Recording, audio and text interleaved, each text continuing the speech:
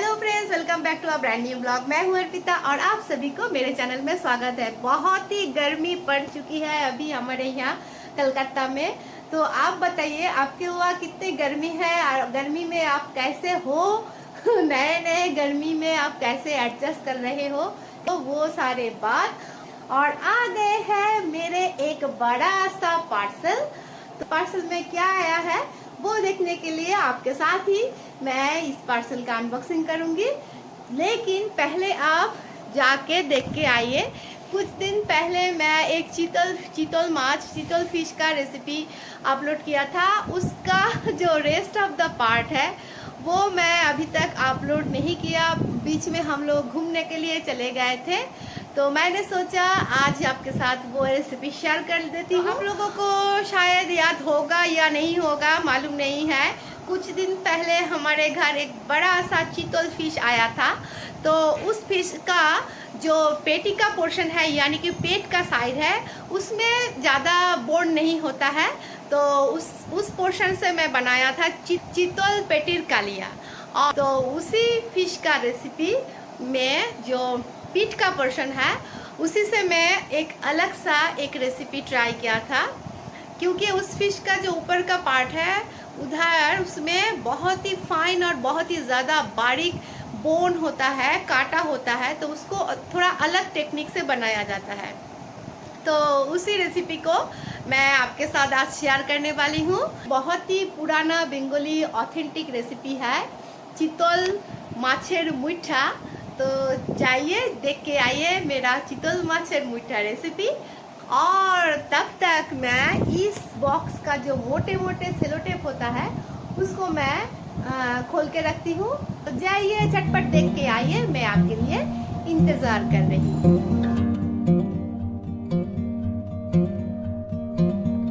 तो ये है चितल फिश और इसी फिश की अपर पोर्शन से, यानी कि पेट के ऊपर के तरफ के जो पार्ट होता है, पीठ के पार्ट, उसी से आज मैं बनाऊंगी ऑथेंटिक बंगाली रेसिपी चितल माछेर मुइठा।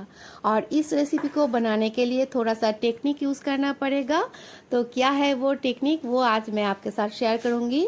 तो इसी के लिए आपको चाहिए होता है एक औजार। ऐसे कोई स्पून या नाइफ या पिलर किसी एक को लेकर आप थोड़ा थोड़ा करके इस फिश का जो पार्ट है उसको स्क्रैच करने रहना। इसी तरह ये देखिए मैं कर रही हूँ।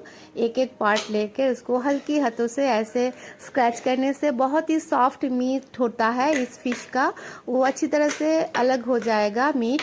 और जो स्किन और जो फाइन बोन है वो एक साथ रह जाएगा। क्योंकि इस फिश का जो पीठ की पोर्शन है, अपर पार्ट है, उसमें बहुत ही फाइन बोन होता है, यानी कि काटा होता है। और इसीलिए इस फिश के इस पार्ट को ऐसे ही बनाया जाता है। तो बीच बीच में आप ऐसे क्रॉस चेक करते रहिएगा कि मीट के साथ काटा आया है कि नहीं। अगर आया तो आप डिस्कार्ड कर दीजिएगा। यूजुअली नहीं आता है, फिर भी दो एक आ जाए तो आप डिस्कार्ड कर लीजिए। तो देखिए मेरा लगभग पूरा फिश के साथ में ऐसे स्क्रैच करके मीट को अलग कर लिया और फिश का जो स्कैल है और जो बोन है वो अलग कर लिया।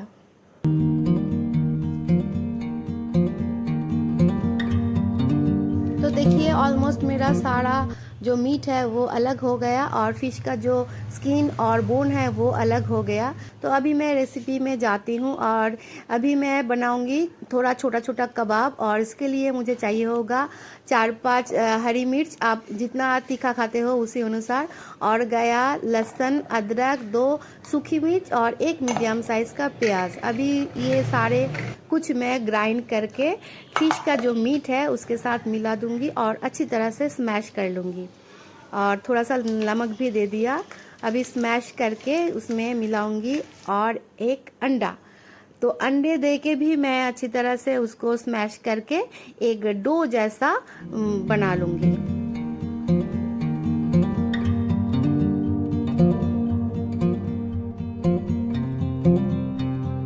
और यहाँ मैं एक कढ़ाई में थोड़ा सा पानी नमक मिलाकर उबलने के लिए छोड़ दिया। और साथ ही साथ देखिए मेरा फिश मीट एकदम डो जैसा तैयार हो गया। अभी मैं थोड़ा सा हाथ में पानी या ऑयल लेकर ऐसे छोटा छोटा पोर्शन में फिश मीट को ऐसे मुट्ठी में दबा दबा कर पानी में छोड़ दूंगी उबलने के लिए। ऐसे मुट्ठी बना के जो रेसिपी बनता है, इसलिए इस रेसिपी का नाम पड़ा है मुठिया। मुट्ठी को बांग्ला में मुठिया कहते हैं और इसी तरह इस रेसिपी का नाम चितल माछेर मुठा पड़ा है। तो सारे फिश मीट को मैं ऐसे छोटा छोटा कबाब के शेप में करके मैं गर्म पानी में कुक होने के लिए छोड़ दूंगी।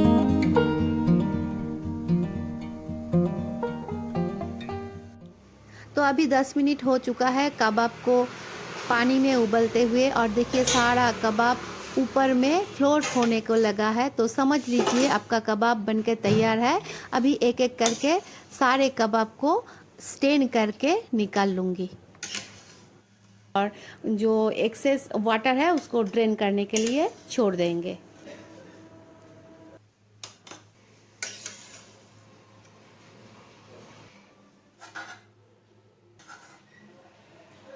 तो फिश कबाब को स्ट्रेन करने के बाद ऐसे ही हम छोड़ देंगे 1 घंटे के लिए।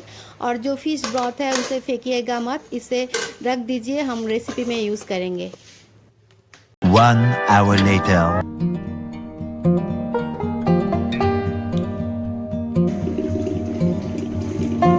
तो अभी लगभग 1 घंटा हो चुका है। इसके बाद मैं किचन में आई हूँ और देखिए कबाब कितना सॉफ्ट बना हुआ है और जो एक्सेस वाटर था वो सारे ड्रेन हो गया। अभी मैं इस कबाब को फिर से छोटा छोटा कट करके पीसेस में कर लूँगी। इससे क्या होगा, जो ग्रेवी है वो कबाब के एकदम अंदर तक चला जाएगा और खाने में बहुत ही टेस्टी होगा। और कढ़ाई में 4 टेबलस्पून सरसों के ऑयल लेकर उसको अच्छी तरह से गरम करके मैं जो छोटे छोटे कबाब है उसको सौते करने के लिए छोड़ दूंगी और लाइट ब्राउन होने तक अच्छी तरह से सौते करेंगे। और इस कबाब को ज़्यादा फ्राई करना नहीं होता है, ज़्यादा फ्राई करने से ये कबाब स्प्रिंग की तरह हार्ड हो जाएगा और खाने में अच्छा नहीं लगेगा। तो कबाब सौते होते होते मैं ग्रेवी का प्रिपरेशन कर लेती हूँ।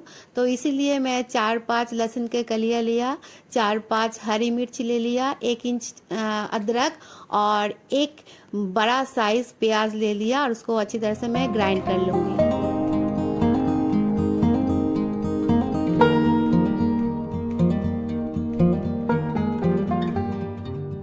और इधर मेरा सारा कबाब सौते होके तैयार हो चुका है। अभी मैं सारे कबाब को निकाल लूँगी।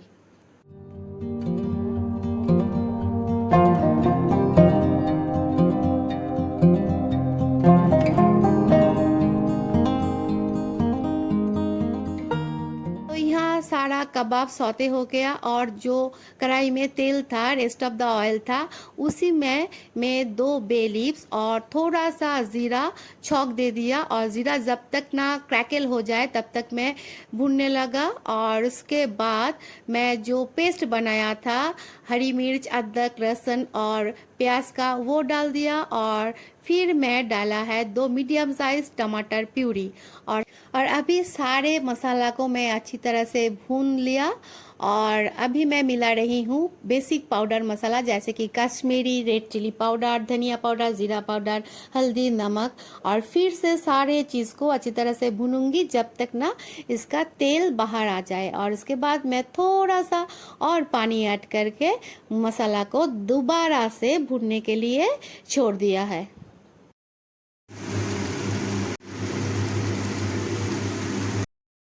तो फिश की सारे ग्रेवी अच्छी तरह से भून चुका था और मैं यहाँ फिश ब्रॉथ को मिला दिया, यानी कि जो कबाब उबाल के जो पानी रखा था वो मैं यहाँ मिला दिया। और अच्छी तरह से उबाल आने के बाद मैं जो फिश कबाब है वो यहाँ मिला रही हूँ। सारा चीज़ें पकाया है, ज़्यादा टाइम अभी नहीं लगेगा, थोड़ा सा अच्छी तरह से उबलने के लिए छोड़ दूँगी क्योंकि जो ग्रेवी है वो फिश कबाब के अंदर तक चला जाए। और फिर यहाँ होममेड गरम मसाला थोड़ा सा घी में मिला दिया। अभी इसको और 5 मिनट उबलने के लिए रख दूँगी और ये लीजिए तैयार है वेरी वेरी टेस्टी चीतल माछेर मुठा। तो जल्दी से खाने के लिए तैयार हो जाइए। तो आ गए आप फिश का रेसिपी देख के, कैसा लगा जरूर कमेंट करके बताइएगा। और देखिए मैं इस बॉक्स के सेलोटेप को खोल के रखा था और बॉक्स में क्या आया है, बहुत ही बड़ा सा बॉक्स में आया है। तो आया है मिल्टन का 4.5 लीटर का प्रेशर कुकर जो प्रेशर पैन स्टाइल में है। और अभी मैं खोल के देखती हूँ कैसा आया क्या आया। झूठ नहीं बोलूंगी, थोड़ा सा मैं खोल के देख चुकी हूँ ऑलरेडी, क्योंकि मुझसे सब्र नहीं हुआ था। तो थोड़ा सा देख कर मैं रख दिया था कि चलो अभी आपके साथ ही पूरा अनबॉक्सिंग करेंगे। थोड़ा सा ऐसे खोल के रख दिया था और ऐसा आया। और फिर उसके बाद ये है पैन और उसके साथ आया है ये मैनुअल। ये मिल्टन का है ट्राइप्लाई स्टेनलेस स्टील 4.5 लीटर। एकदम मुझे तो बहुत ही पसंद आया लुक वाइज और जो डेप्थ वाइज सारे। इसमें मैं डीप फ्राई भी कर सकती हूँ, सारे कुछ बहुत सारी चीज इसमें होगा। और ये बहुत दिनों से मुझे चाहिए था ऐसा प्रेशर पैन वाला। और ये मैं अभी मिल्टन ने ये लॉन्च किया है, ज़्यादा दिन नहीं हुआ है और तब डिस्काउंट था, इसलिए मैं झटपट से खरीद लिया। और शायद ये है उसका विसल यानी कि वेट, देखिए इसलिए इतना पूरा से ये सारे लगा के रखते हैं ना, इसलिए पहले मैं वो सारे खोल के रख दिया था। तो ये है इसका विसल। पहले मैं प्रेस्टीज का ही लेने वाली थी और फिर मेरे आँख इसमें पड़ा और देखिए बहुत ही आसानी से खुल भी जा रहा है और क्लोज भी हो रहा है, इजी है, मुझे अच्छा लगा। तो किचन में आया है एक नया मेंबर और इसका फिनिशिंग भी देखिए एकदम मिरर स्टाइल फिनिशिंग है। तो ये आया है मिल्टन का 4.5 लीटर का triply pressure pan open lid.